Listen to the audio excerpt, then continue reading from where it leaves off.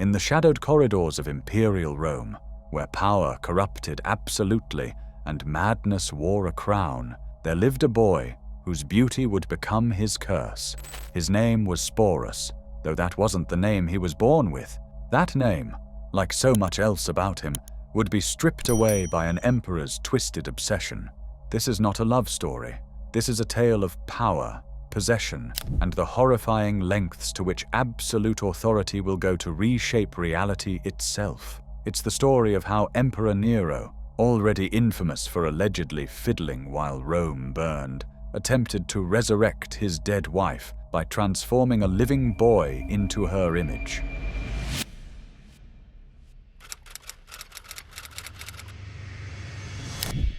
To understand Sporus's fate, we must first understand the man who sealed it, Nero Claudius Caesar Augustus Germanicus, the fifth Roman emperor, who ascended to power at the tender age of 16 in 54 AD. By all accounts, Nero was a man of contradictions, an artist who craved applause, a ruler who despised ruling, a performer who turned the entire empire into his stage. But Nero was also a man haunted by loss and driven by an insatiable need to control not just his subjects, but reality itself. In 62 AD, Nero had married Poppaea Sabina, a woman of extraordinary beauty and intelligence. Ancient sources describe her as having lustrous auburn hair, porcelain skin, and eyes that could command armies. She was, by all accounts, the love of Nero's life, the one person who seemed to understand his artistic soul and imperial burden. But in 65 AD, Poppaea Sabina died under circumstances that would haunt Nero for the rest of his reign.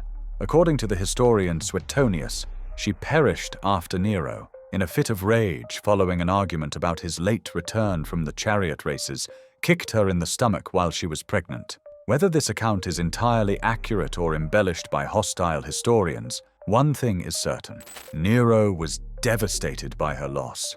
The emperor, who had ordered the deaths of his own mother and stepbrother, was brought to his knees by grief.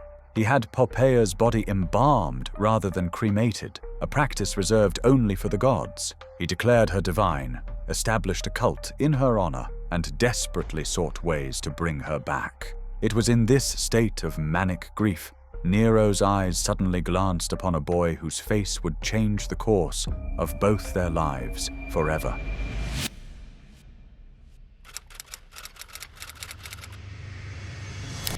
The boy's real name has been lost to history. What we know is that he was likely a freedman, a former slave who had gained his liberty, and that he possessed an otherworldly beauty that stopped people in their tracks. But it wasn't just his beauty that caught Nero's attention. It was something far more specific, far more unsettling. The boy bore an uncanny resemblance to the dead emperor's wife, Poppaea Sabina. According to the Roman historian Cassius Dio, when Nero first laid eyes on the youth, he was struck by the similarity.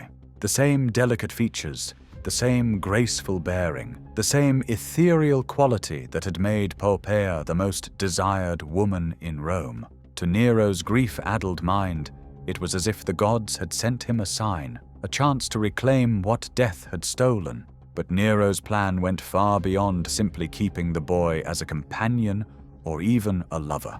What the emperor envisioned was nothing short of a complete transformation, a metamorphosis that would blur the lines between life and death, between male and female, between reality and delusion. The boy would become Poppaea, not merely resemble her, but become her in every way that mattered to Nero's fractured psyche. And so began one of the most disturbing episodes in the history of imperial Rome.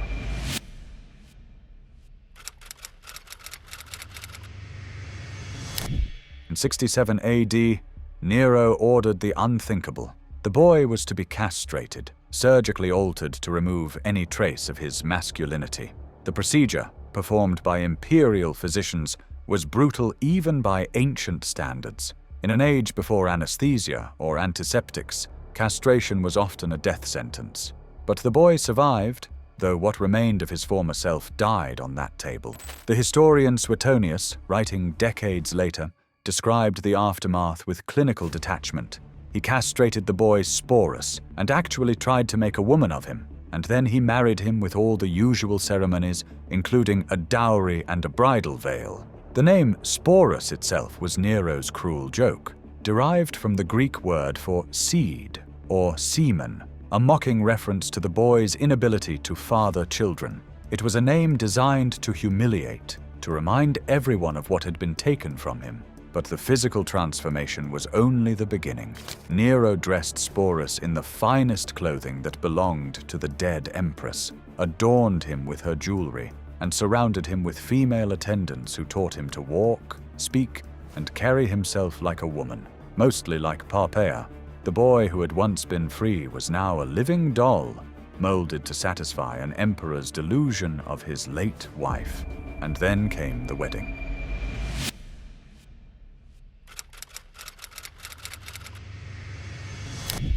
In a ceremony that shocked even the jaded Roman elite, Nero married Sporus with all the grandeur and traditions of an imperial wedding.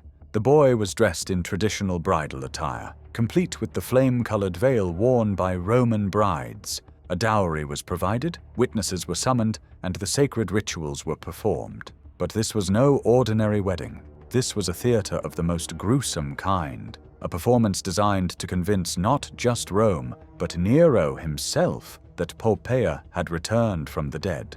Cassius Dio recorded the public's reaction. The Romans, as well as others, publicly celebrated their wedding.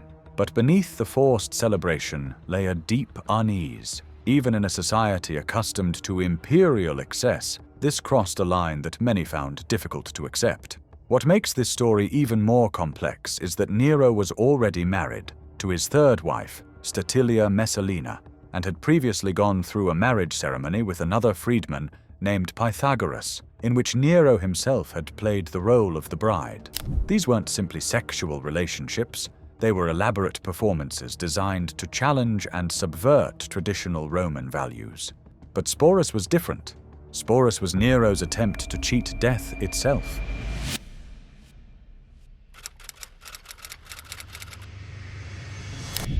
For the next year, Sporus lived as Nero's empress, paraded through the streets of Rome in a litter, kissed publicly by the emperor, and treated as if he were truly Poppaea reborn.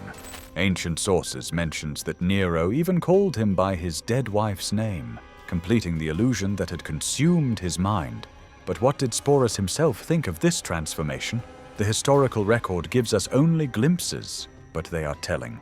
On New Year's Day, 68 AD, Sporus gave Nero a ring depicting the rape of Proserpina, the mythological tale of a young girl kidnapped by the god of the underworld and forced to become his bride. The symbolism was unmistakable. In gifting Nero this image, Sporus was telling his own story, the tale of an innocent taken into a living hell, forced to play a role in someone else's twisted fantasy. It was perhaps the only way he could express his true feelings about his situation. The ring was also an omen. In Roman culture, depicting such a scene at the beginning of a new year was considered deeply unlucky. Whether Sporus intended it as a curse or simply as a cry for help, it proved prophetic.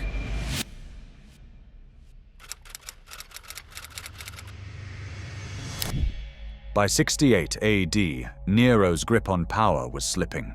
Rebellions erupted across the empire, the Senate declared him a public enemy, and the Praetorian Guard abandoned him. Facing certain death, Nero fled Rome with only a handful of companions, including Sporus. On June 9th, in a villa outside the city, Nero committed suicide, reportedly crying out his final words, "What an artist dies in me."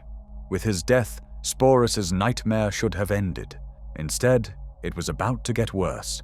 In the chaos that followed Nero's death, the infamous Year of the Four Emperors, Sporus became a prize to be passed between powerful men. First, he was taken by Nymphidius Sabinus, the Praetorian prefect who had helped orchestrate Nero's downfall. Sabinus treated Sporus as his wife and continued to call him Poppaea, using the boy's connection to the imperial family to legitimize his own bid for power. When Sabinus was killed by his own soldiers, Sporus passed to the next emperor, Otho, who, in a cruel twist of fate, had been Poppaea Sabina's first husband before Nero stole her away. The irony was not lost on contemporary observers.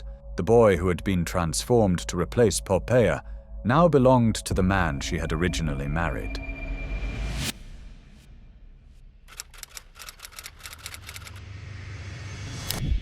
But it was under the fourth emperor, Vitellius, that Sporus faced his ultimate degradation. Vitellius, seeking to distance himself from Nero's legacy while simultaneously exploiting it for entertainment, devised a plan that would have horrified even the most jaded Roman spectator. He ordered Sporus to perform in the gladiatorial arena, reenacting the rape of Proserpina, the very scene depicted on the ring he had given Nero. The boy who had been forced to play the role of an empress would now be compelled to play the victim of divine sexual violence before thousands of cheering spectators. It was a humiliation too great to bear. Rather than submit to this final degradation, Sporus chose the only form of agency left to him. Sometime in 69 AD, at approximately 19 years of age, he took his own life.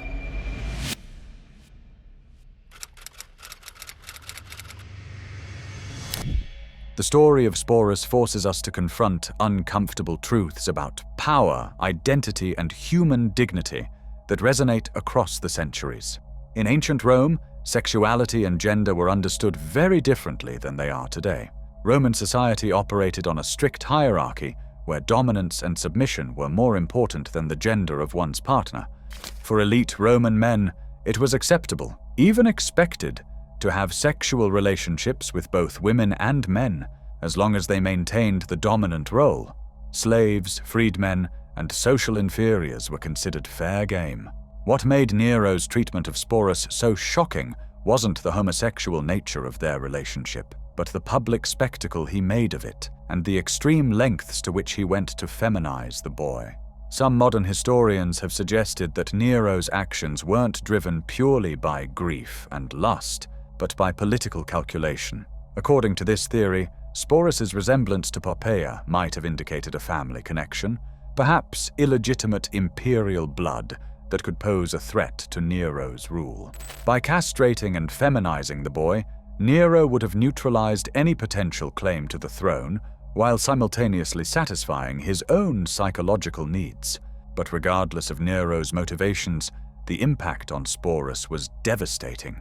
He was transformed from a free person into a living symbol of imperial power, a human doll molded to satisfy one man's delusions. The story of Sporus raises questions that remain relevant today.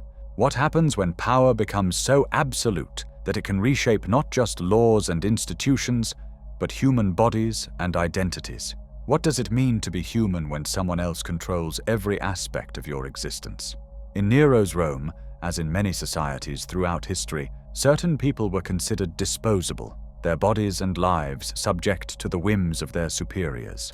Sporus's tragedy reminds us that behind every historical statistic, every casual mention of slavery or abuse, lies a human being with thoughts, feelings, and dreams that were crushed by forces beyond their control. Perhaps most importantly, Sporus's story serves as a warning about the corrupting nature of absolute power. Nero began his reign as a young man with artistic aspirations and, according to some sources, genuine concern for his subjects. But power without accountability, authority without limits, transformed him into a monster capable of reducing another human being to a living doll.